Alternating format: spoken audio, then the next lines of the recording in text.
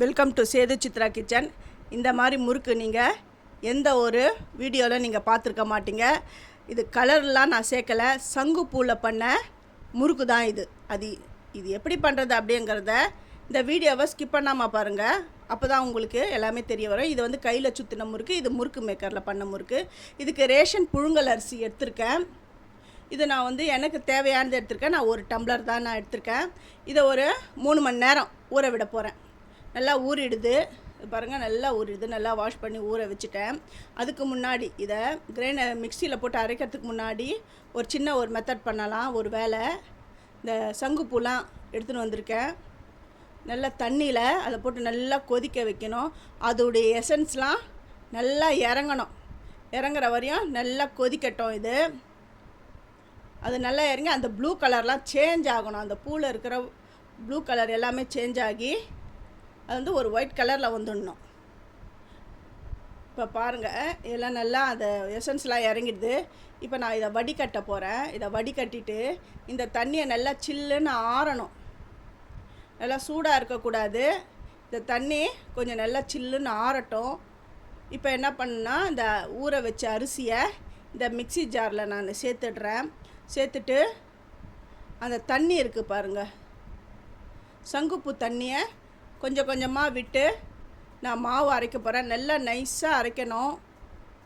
நல்லா அந்த குறைலாம் இருக்கக்கூடாது. நல்லா மையாக அரைக்கணும். நான் அரைச்சி எடுத்துன்னு வந்துட்டேன். இதை ஒரு கண்டெய்னரில் நான் சேர்த்துடுறேன். ஃபஸ்ட்டு என்னுடைய வீடியோவை பார்க்குறவங்க சப்ஸ்கிரைப் பண்ணலைன்னா சப்ஸ்கிரைப் பண்ணுங்கள். ஆல் அண்ட் ஆப்ஷனை தொடுங்க. அப்போ தான் நான் போகிற ஒரு வீடியோவுடைய நோட்டிஃபிகேஷனும் உங்களுக்கு காட்டும். இது நல்லா கிறிஸ்பியாலாம் பொரிக்கணும்னு அவசியம் இல்லை. இந்த பச்சை முறுக்கு உங்கள் எல்லாருக்கும் தெரியும். இந்த தாத்தா பாட்டிலாம் ரொம்ப நல்லா விரும்பி சாப்பிடுவாங்க. இந்த பச்சை முறுக்கு அது பண்ணுன்னா இந்த மாதிரி மெத்தடை நீங்கள் செய்யுங்க, ரொம்ப நல்லாயிருக்கும். இதுக்கு வந்து உளுந்தம்பொடி நான் ஏற்கனவே உளுந்தை வறுத்து 2-3 தடவை ஜெலிச்சு நான் வச்சுருக்கேன். அந்த உளுத்த பொடி தான் சேர்க்குறேன். பெருங்காயம், உப்பு. நீங்கள் வந்து கடலை மாவு இருந்தாலும் சரி, உடச்ச கடலை மாவு இருந்தாலும் சரி, அதை நல்லா பொடி பண்ணி நல்லா ஜெலிச்சு நைஸாக இருக்கணும். அது கொஞ்சம் கூட அந்த கட்டி திப்பிலாம் இருக்கக்கூடாது, இருந்ததுன்னா வெடிச்சிடும். நல்லா நைஸாக ஜெலிச்சுட்டு தான் சேர்க்கணும் 2-3 தடவை. இந்த அளவுக்கு நல்லா சாஃப்டாக பிசைஞ்சிட்டேன். இந்த கைமுறுக்கு ஃபஸ்ட்டு நான் கைமுறுக்கு செஞ்சு காட்டுறேன். அதுக்கப்புறம் முறுக்கு மேக்கரில் நான் செஞ்சு காட்டுறேன். இந்த கைமுறுக்கு பண்ணுறது வந்து ரொம்ப ஈஸி. இந்த 3 விரலை வச்சு அப்படியே ட்விஸ்ட் பண்ணிக்கிட்டே வரணும், அவ்வளோதான். இந்த கைமுறுக்கு வரல அப்படிங்கிறவங்க நார்மல் முறுக்கு இது இருக்குது பாருங்கள், அந்த தேன் குழல் முறுக்கு ஆக்சுவலாக அதில் போட்டு கூட பிழிஞ்சிடலாம். கைமுறுக்கு வராதவங்களுக்கு நான் சொல்கிறேன். இந்த கைமுறுக்கு வந்து ரொம்ப ஈஸி தான். 1 தடவை 2 தடவை அப்படின்னு செஞ்சு பாருங்கள், ஈஸியாக வந்துடும். ஃபஸ்ட்டு செய்கிறவங்களுக்கு இது என்ன ரொம்ப கஷ்டமாக இருக்கிற மாதிரி தான் தெரியும். ஆனால் அவ்வளோவா ரொம்ப ஈஸி. செய்யணும்னு நினச்சோங்கன்னா நம்ம செஞ்சிடலாம். இது பாருங்கள், இப்படியே ட்விஸ்ட் பண்ணிவிட்டு அப்படியே சுற்றி எடுத்துகிட்டு வரணும்.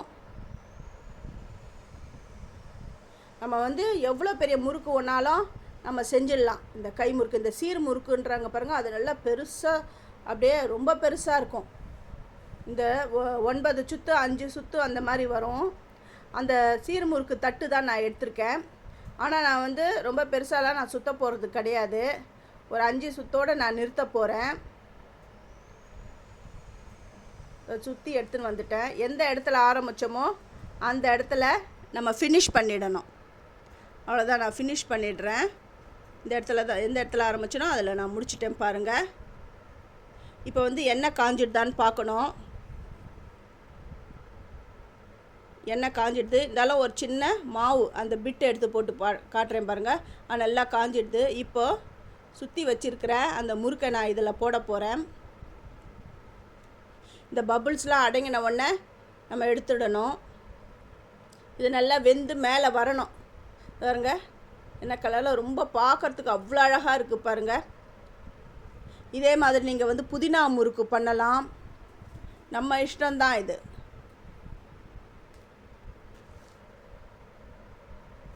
அப்புறம் இந்த ப்ரௌன் கலரில், இந்த சாக்லேட் ப்ரௌன் கலரில் வரணுன்னா இந்த கேக்லாம் போடுவோம் பார்த்திங்களா, அந்த மாதிரி கூட போட்டு நம்ம பண்ணலாம்.